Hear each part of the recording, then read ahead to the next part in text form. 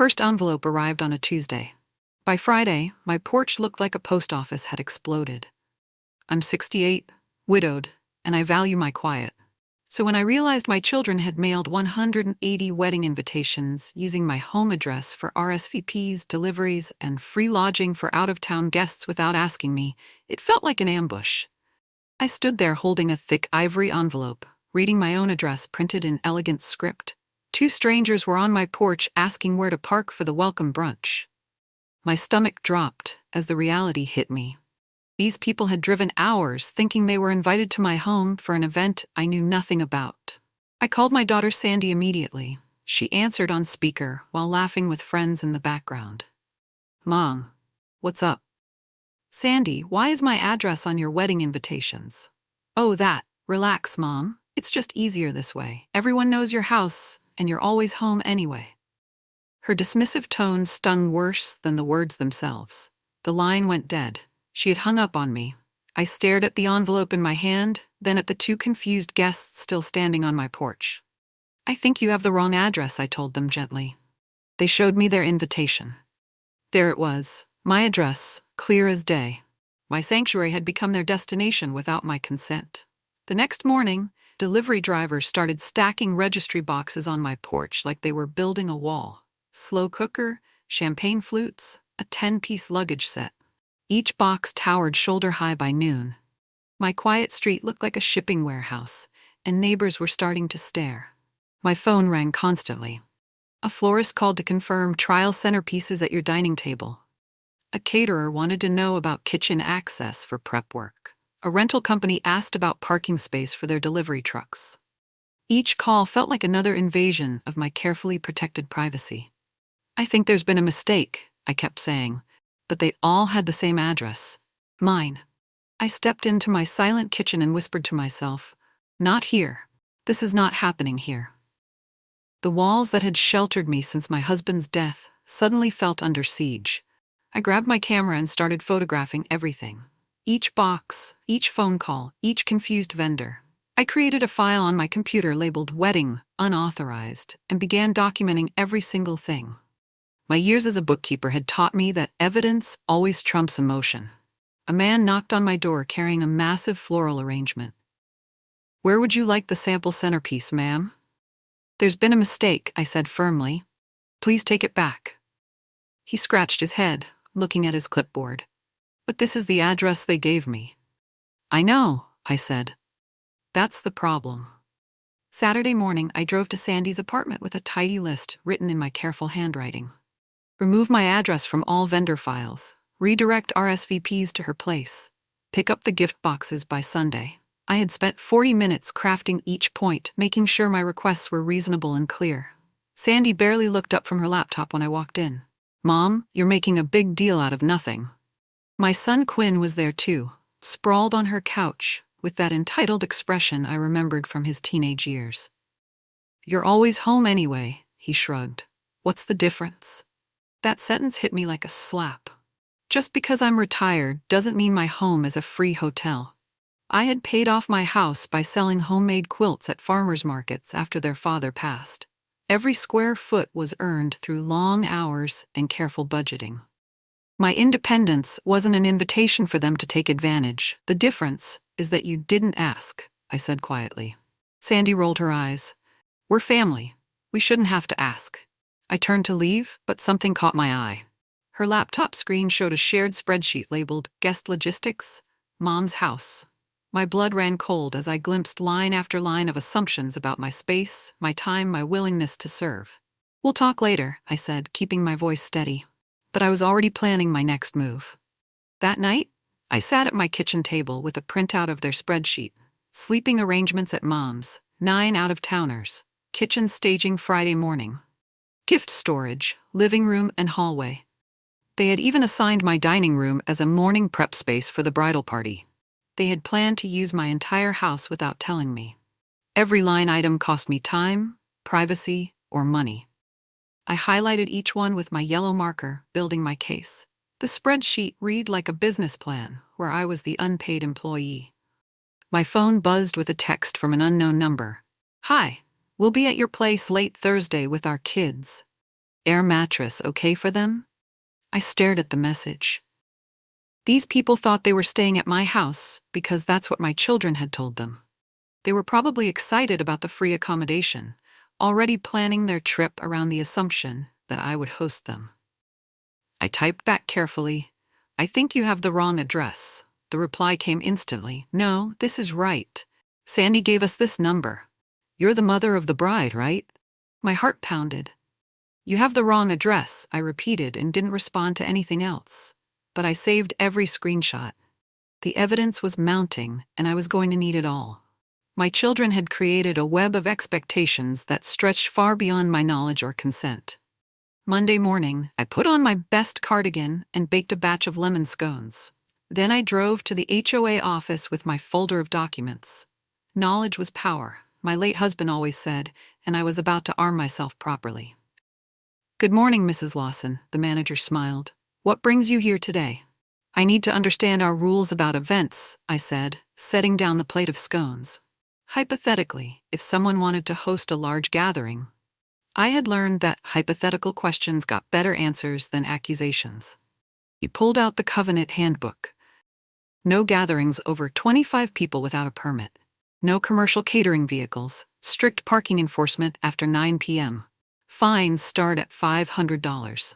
I nodded, taking notes in my precise handwriting. And if someone used a resident's address without permission, that would be unauthorized use. We'd send a cease and desist immediately.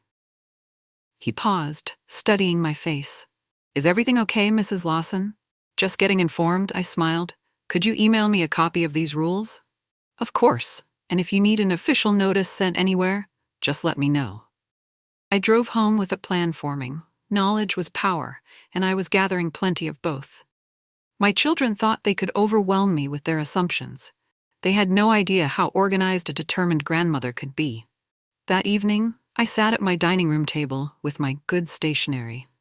I wrote a calm, typed letter to Sandy, Quinn, and Marco, using the formal tone I had perfected during my years handling estate paperwork.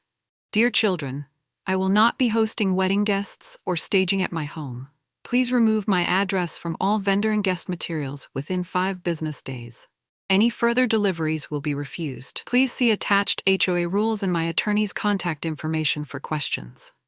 I printed 3 copies on my cream-colored paper and mailed them with delivery confirmation.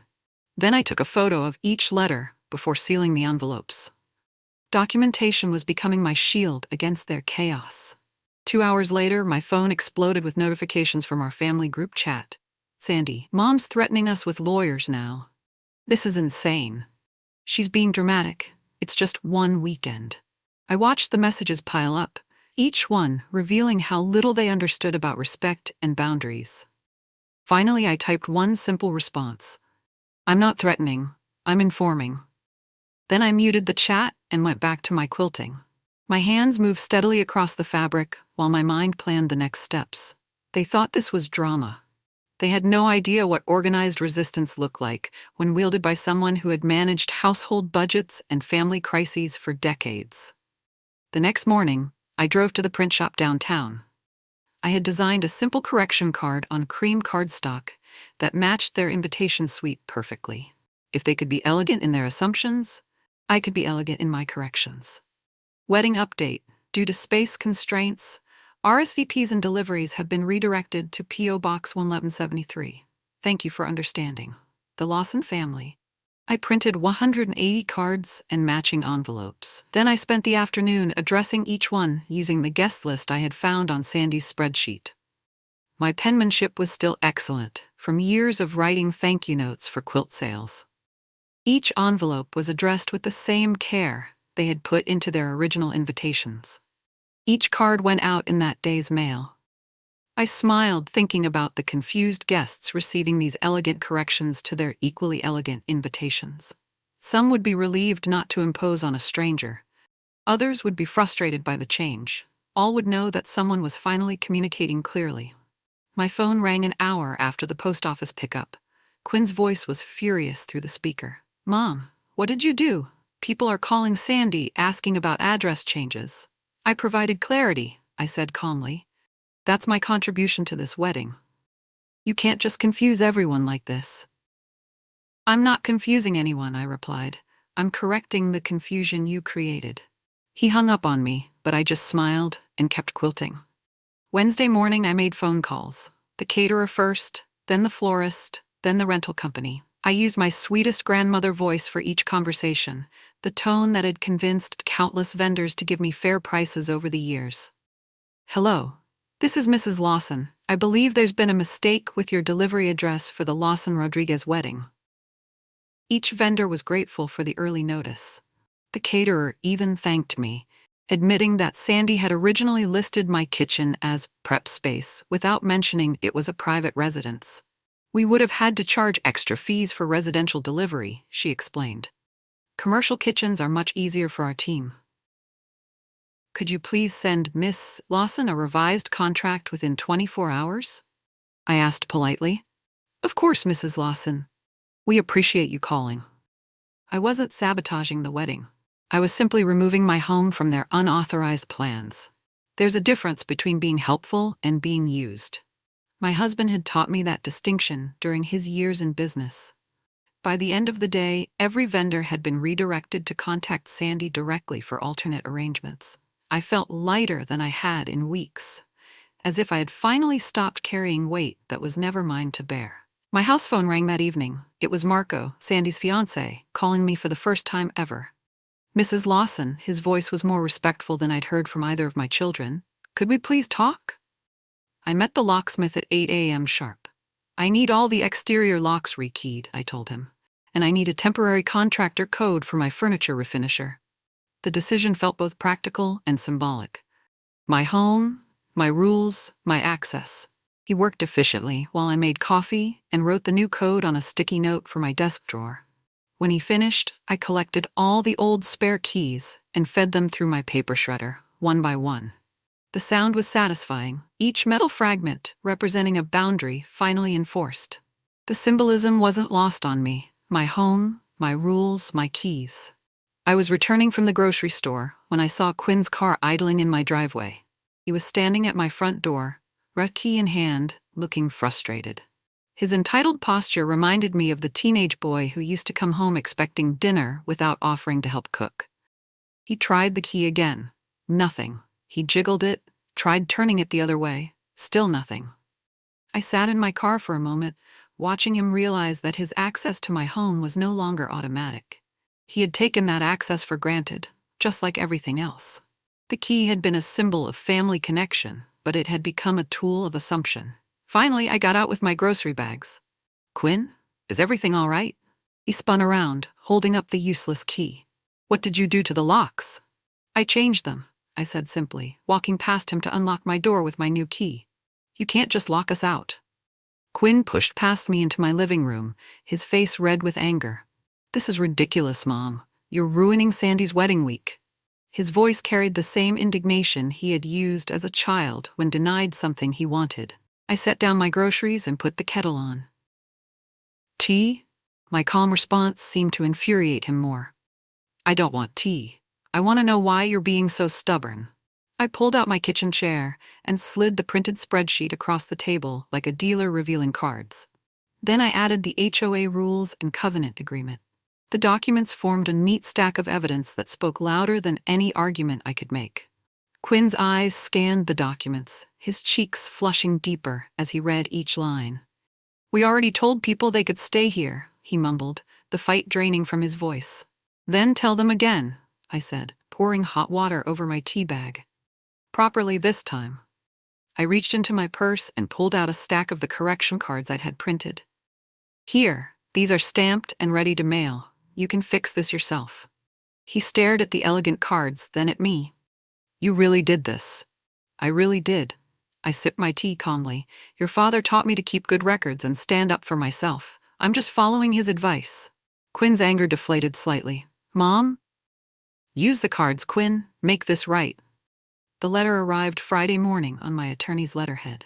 I had called Patricia Williams on Wednesday, explaining the situation. She had been my husband's estate attorney and understood family dynamics. The letter was brief and professional. Unauthorized use of property. This notice serves to inform all parties that 1247 Maple Street is not available for wedding-related activities. Continued unauthorized use may result in trespassing charges and HOA violations. We trust this matter can be resolved amicably. She had added a personal touch at the bottom. We love weddings. We also love protecting our clients' homes. I made copies and placed them in both my children's mailboxes personally. Then I waited. Marco called that evening, his voice careful and respectful. "Mrs. Lawson, I received your attorney's letter. Could we please meet and talk about this? I think there might be some misunderstandings." "Of course, Marco. Tomorrow at 10 at Rosie's Cafe?" "Yes, ma'am. Thank you." At least one of them was willing to have an adult conversation. That gave me hope that this could end with understanding rather than permanent damage. Marco was already waiting when I arrived at Rosie's, a small cafe downtown where I sometimes met my quilting circle. He stood when I entered and pulled out my chair. "Thank you for meeting with me," he said once we'd ordered coffee. "You're welcome." I studied his face. He looked genuinely concerned, not angry like my children had been. "Mrs. Lawson, I owe you an apology. My mother told me that hosting the family was a tradition, that you would be honored to help. I should have spoken with you directly." I felt a pang of sympathy. "Your mother sounds lovely, Marco, but every family has different traditions." He nodded, looking embarrassed. "There's something else. The venue deposit is overdue. We thought having people stay at your house would save money for other things." The truth was coming out. They hadn't just assumed I'd help. They had counted on it financially. "I understand tight budgets," I said gently, "but I can't be your free solution without being asked first." "You're absolutely right." He paused. "Could we possibly work something out? Maybe just Thursday night?" I looked at this young man who was at least trying to be respectful. "No, Marco, but I can suggest some alternatives." Two of Marco's cousins showed up at my door anyway, pulling suitcases behind them and looking apologetic. "Mrs. Lawson, we're so sorry to bother you. Nobody told us the plans had changed. We've been driving for 6 hours." My heart went out to them. They were innocent victims of my children's poor planning. "Wait right here," I told them. I called the Comfort Inn down the road and used my senior discount to book them a room for 2 nights.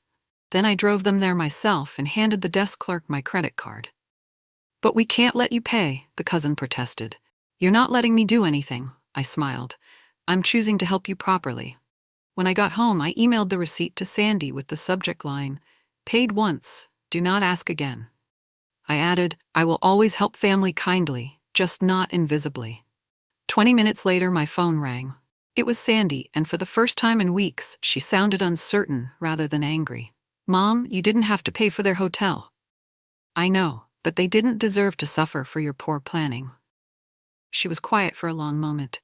"I'm starting to see your point." That weekend, I taught myself to build a simple website. Lawson Wedding RSVP update appeared online Sunday evening, elegant and loving, not shaming. Due to space limitations, guest accommodations and deliveries have moved to new addresses. Please contact the bride directly for updated information. We appreciate your understanding and look forward to celebrating with you. I included links to nearby hotels and Sandy's actual contact information. By Monday morning, the site had dozens of visits from guests clicking the link I'd included in my correction cards. Sandy texted me that afternoon. "People actually read your cards and visited the website. They're all asking me for the new addresses." "That's what happens when you communicate clearly," I replied, adding a simple heart emoji. For the first time since this started, I felt like I was helping rather than just defending myself. I went back to working on my latest quilt, a wedding ring pattern I'd started months ago. The irony wasn't lost on me. I was stitching symbols of marriage while fighting for my own boundaries. The pattern was complex, requiring patience and precision. Just like resolving family conflicts, I thought. Tuesday morning, I woke up to 17 calendar notifications on my phone. Sandy had scheduled a welcome brunch at Mom's for Thursday without asking me first. I stared at the alerts, each one a small betrayal. She still didn't understand that my home wasn't automatically available for her events. I forwarded a screenshot of the calendar to my HOA manager with a simple note. "FYI, this was scheduled without my permission." His response came within an hour. A formal cease and desist letter addressed to Sandy Lawson and Marco Rodriguez specifically. It cited potential fines up to $1,500 for unauthorized events and warned about towing for parking violations. I printed the letter and hand-delivered it to Sandy's apartment that afternoon. "Mom, this is embarrassing," she said, reading the official letterhead. "Yes," I agreed. "It is embarrassing to have your mother defend her own home from your assumptions." She looked up from the letter, and for the first time I saw something other than anger in her eyes. Maybe understanding. Maybe shame. "I already sent invitations to the brunch," she said quietly. "Then you'll need to send corrections," I replied, just like I did. The family group chat exploded Wednesday evening. Sandy had shared the HOA letter, and relatives were taking sides. "Aunt Helen, Odelia, don't you think you're being a bit harsh? It's Sandy's wedding." Cousin James, "Actually, I think she has a point. Nobody should assume someone else's house." Uncle Bob, "Family helps family. This seems petty." Mom's being impossible. We just needed a little help. The messages kept coming, some supportive, some critical. I read them all, feeling the familiar weight of family judgment. In large families, there's always pressure to go along, keep peace, not make waves. Finally, I typed one message. "My home is small and my heart is big. I am contributing by protecting both." Then I muted the thread and walked to my neighbor's house. Mrs. Chen's husband was in rehab and she looked exhausted. I handed her a lemon cake I'd baked that morning. "Thank you, Odelia," she said, tears in her eyes. "Some days I feel so alone." "You're not alone," I told her. This was how family should work, noticing needs and meeting them willingly, not demanding help without asking. Thursday morning, a freight truck tried to deliver a dining room set to my driveway. The driver looked confused when I told him I wasn't expecting any furniture. "The order says it's a gift for the engaged couple," he explained, checking his paperwork. "Purchased by Isabella Rodriguez, Marco's mother. She had bought them furniture and assumed my house was the delivery address." "I'll need you to contact the purchaser for the correct address," I said politely. "This isn't the right location." An hour later, my phone rang. "Mrs. Lawson? This is Isabella Rodriguez. I am so sorry. I assumed you were hosting like my family always does. Could we please talk?" Her voice was thick with tears and embarrassment. My heart softened immediately. "Of course, Isabella. Would you like to come for tea this afternoon? Sometimes the people who seem to be causing problems are just following the wrong information." Isabella wasn't the enemy. She was another victim of my children's poor communication. Isabella arrived with flowers and an apologetic smile. She was a small woman with kind eyes, and I liked her immediately. "Mrs. Lawson, I have made such a mess," she said, sitting in my living room. "In my family, the mother always hosts the welcome events. I thought this was the plan." I poured tea and set out cookies. "You couldn't have known, Isabella. My children didn't communicate properly with anyone." She nodded gratefully. "When I married Marco's father, my mother-in-law hosted 50 people for 3 days. I thought this was normal for mothers." "Every family is different," I said gently, "and every mother has different resources." I showed her the spreadsheet, the HOA rules, and explained about my quiet retirement. She listened with growing understanding and embarrassment. "I will help fix this," she said firmly, pressing my hands in hers. "The venue deposit? I will pay it today. Marco should not be putting financial pressure on family." For the first time in weeks, I felt like someone truly understood my position. Friday afternoon, I confirmed something I never cancel: my annual prepaid respite weekend for 2 caregivers from our community center. Nancy and Sarah arrived with their overnight bags, eyes already softer at the thought of uninterrupted sleep. They care for elderly parents with dementia and rarely get a full night's rest. "Mrs. Lawson, you're an angel," Nancy said, hugging me. "I can't remember the last time I slept 8 hours." I showed them to my guest rooms, placed fresh towels on their beds, and put a "Quiet, Rest in Progress" sign on my front door. Then I took a photo of the sign and sent it to Sandy, not to taunt her, but to make reality visible. My house wasn't empty and available. It was serving people who truly needed it. Sandy's response surprised me. "That's really nice, Mom." "I never knew you did that." "I do lots of things you don't know about," I replied, "because I don't announce everything I do for others." That evening, I sat on my front porch while Nancy and Sarah slept peacefully inside. My house felt purposeful and calm. This was how I wanted to use my home, intentionally, kindly, by choice. Saturday evening, the night before the rehearsal dinner, a pickup truck pulled into my driveway loaded with folding chairs and coolers. Quinn stood on my lawn looking desperate. "Mom, please. Just for tonight. We'll set up quietly and be gone by morning." I didn't argue or explain again. Instead, I called the HOA manager and put my phone on speaker. "Mr. Johnson? This is Odelia Lawson. Could you please explain to my son what happens if unauthorized events proceed at my address?" "Certainly, Mrs. Lawson." His voice was official and clear. "Initial fine is $500, escalating to $1,500 for continued violations. We also notify the city about unpermitted gatherings, which carries additional penalties." Quinn's face went pale as he listened. The reality of actual consequences was hitting him. "We can tow unauthorized vehicles and ban future events," Mr. Johnson continued. "The homeowner is held responsible for all fines and violations." Quinn swallowed hard, then signaled to the truck driver, "We need to leave." As the truck pulled away, he turned to me. "I had no idea about the rules." "Now you do," I said simply. Sunday morning, Isabella called with relief in her voice. She had worked with Sandy and Marco to relocate the welcome brunch to the community center and move prep work to the venue's commercial kitchen. "The caterer thanked me for the early notice about the kitchen change," Isabella said. "She said it prevented additional fees for residential delivery." For the first time since this began, solutions were happening instead of demands. My phone chimed with a text from Sandy. "Mom, I'm sorry for the mess we created. You were right. We should have asked first instead of assuming." I read the message twice, feeling a mix of relief and sadness.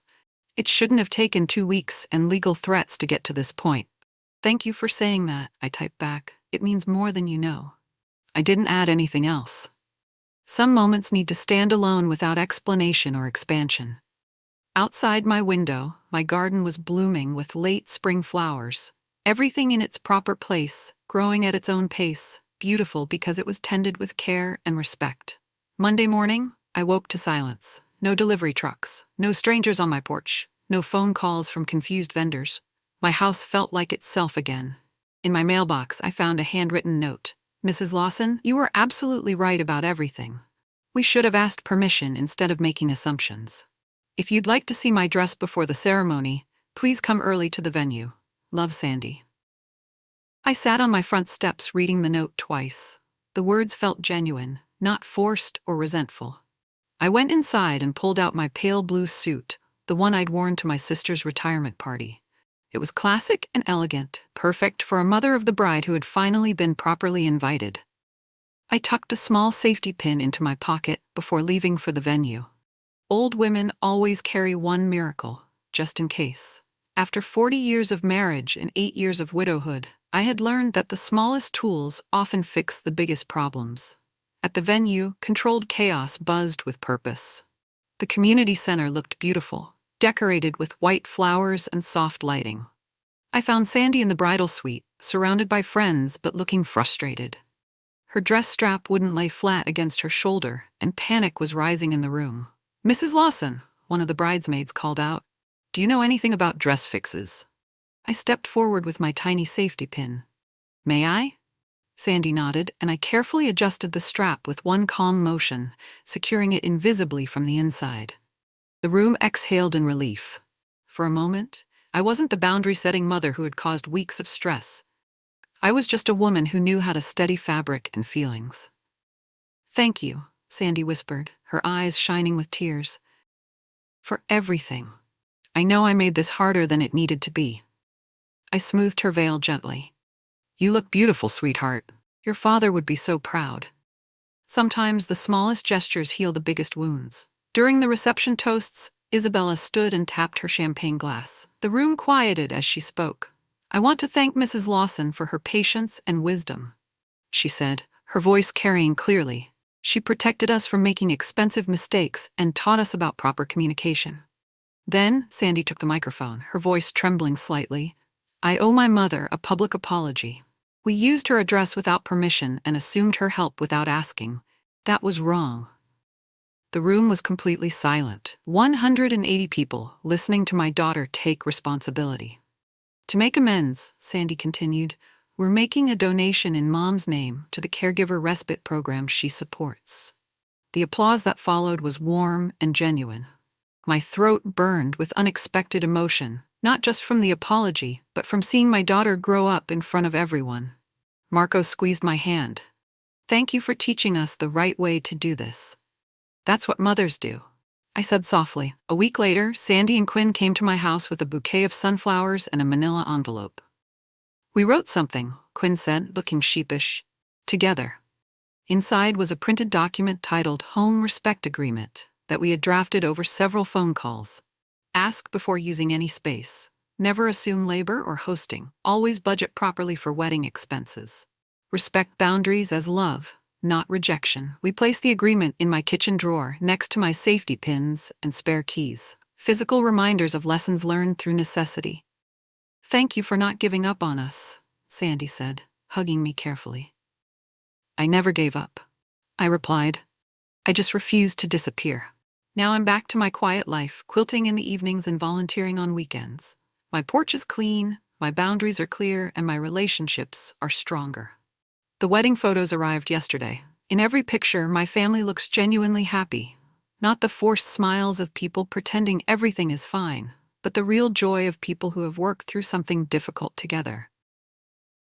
Love with boundaries is still love, and it lasts longer than love without respect.